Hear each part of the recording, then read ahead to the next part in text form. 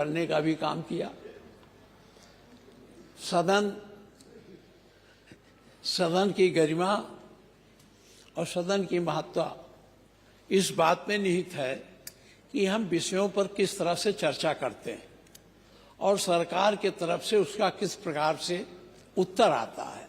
ये विधानसभा की गरिमा को बढ़ाता है। हम लोगों को इस पर भी विचार करना चाहिए। जब हम यहाँ आते हैं तो सभी सदस्य, जैसा आप कहते हैं, प्रयास करते हैं कि अपनी बात को अच्छी ढंग से रखें। हो सकता है किसी की कोई कमी रही हो, इस पर हम नहीं कुछ कहना चाहते, लेकिन आपके इस विचार से हम पूरी तरह सहमत हैं कि यहाँ गंभीरता से बात रखनी चाहिए और चर्चा को बहुत गंभीरता से प्रस्तुत करना चाहिए।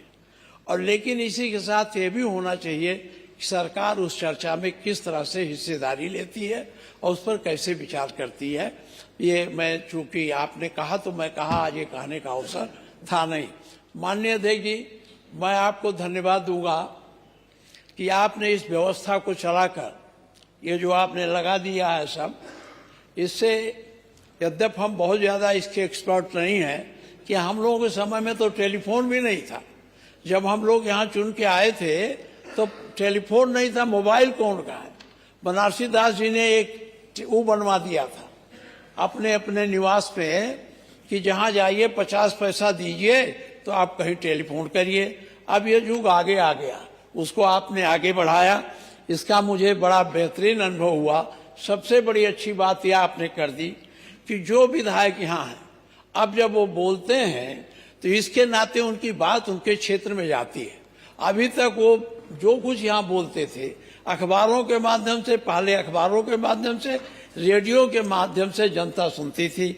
अब हर विधायक की बात वहाँ का मतदाता गंभीरता से सुनता है और जानता है। इसलिए विधायकों को भी ये अवसर मिला कि वो यहाँ भी जानबूझकर अच्छी बातों को रखें, क्योंकि ऐसी बातें नहीं आएंगी जिससे वहाँ नाराजगी पैदा हो।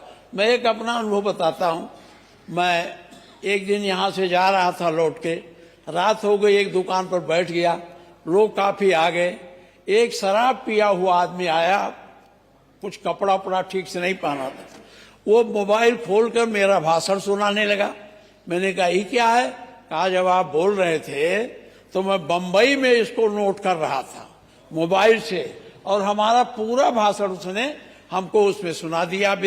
तो मैं बहुत आश्चर्य में हुआ कि आपने इस व्यवस्था को चलाकर हमारे लोगों की निकटता मतदाताओं से बढ़ाई है और लोगों के बीच में हमारी उपस्थिति यहाँ रहते हुए भी वहाँ बनी रहती है। इसके लिए मैं आपको बड़े बड़े धन्यवाद देता। एक बात होता था, संसदीय कार्य मंत्री जी, बहुत पहले से होता चला आया, जो हम यहाँ चर्चा करते हैं वो यहाँ नोट होता है, और नोट होने के बाद जब विधानसभा उठ जाती थी तो उसको पढ़ा जाता था, और पढ़ करके किन किन बातों पर किस विधायक ने क्या बात कही है उस पर विचार करके आने वाले दिनों में उस पर नीति बनाई जाती थी, और उसी हिसाब से बजट पर भी व्यवस्था की जाती थी। हम नहीं जानते हो आज चल रहा है कि नहीं चल रहा है, लेकिन हमको चाहिए, मैं आपके माध्यम से कहने का अवसर तो नहीं है, मैं संसदीय मंत्री जी से कहूंगा उस व्यवस्था को चलावें, क्योंकि हम जो यहाँ बोले हमारा क्षेत्र वाला सुन लिया, आपने नोट कर लिया विधानसभा, लेकिन उस पर क्या कार्रवाई हो इस पर विचार नहीं हो पाता है। इसलिए इस पर विचार होना चाहिए। जो नोट है पहले भी होता था, लोग बैठते थे, आपके अधिकारी कर्मचारी बैठते थे, अधिकारी बैठते थे, उसको गंभीरता से पढ़ते थे, उसी के अनुसार आगे आने वाले समय में नीति बनती थी और विकास के कार्यों को उससे जोड़ा जाता था। ये व्यवस्था थी। ये व्यवस्था फिर चले।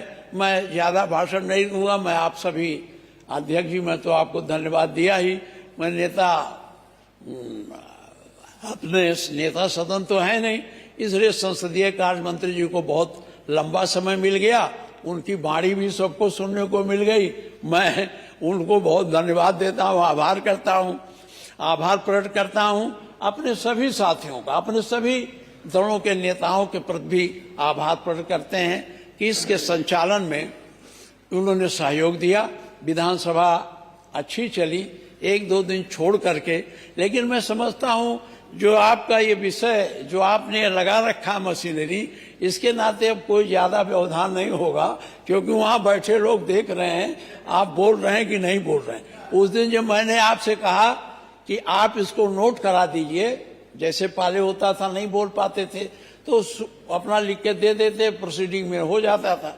आपने जब मुझसे कहा अब ऐसा नहीं है, तो मुझे आभास हुआ, उस शराबी ने जब मेरा भाषण सुनाया तो मुझे आभास हुआ क्यों आपने मना किया। शराबी सच बोल रहा क्योंकि जनता वहां सुनना चाहती है, इसलिए मैं आपको और धन्यवाद देता हूं। मैं एक बात अपने साथियों से कहना चाहूंगा, यहाँ बहुत साथी नए हैं, बहुत पुराने हैं। हम लोग बहुत पहले यहाँ आए थे जब ये सब भी नहीं था, न ये था, एक तो बीच में टंगा रहता था लंबा, वहीं जाके लोग बोलते थे 4 आदमियों के बीच में। अब बहुत परिवर्तन आ गया। इस परिवर्तन के हिसाब से हमको भी अपने को परिवर्तित करने की आवश्यकता है और अपने कार्यकलापों से हम एक कमेटी बनी थी संसदीय कार्य मंत्री जी, प्रश्नकाल का व्यवधान न हो। उसमें कोरियन साहब जो राज्यसभा के उपाध्यक्ष थे, उन्होंने, उनकी अध्यक्षता में कमेटी बनी थी, मैं भी कमेटी में था और बहुत बात हो रही थी प्रश्नकाल, कम से कम प्रश्नकाल जो है बाधित ना हो। प्रश्नकाल बाधित ना हो इसकी जिम्मेदारी जितनी हमारी है उतनी विपक्ष की है, सरकार की भी है।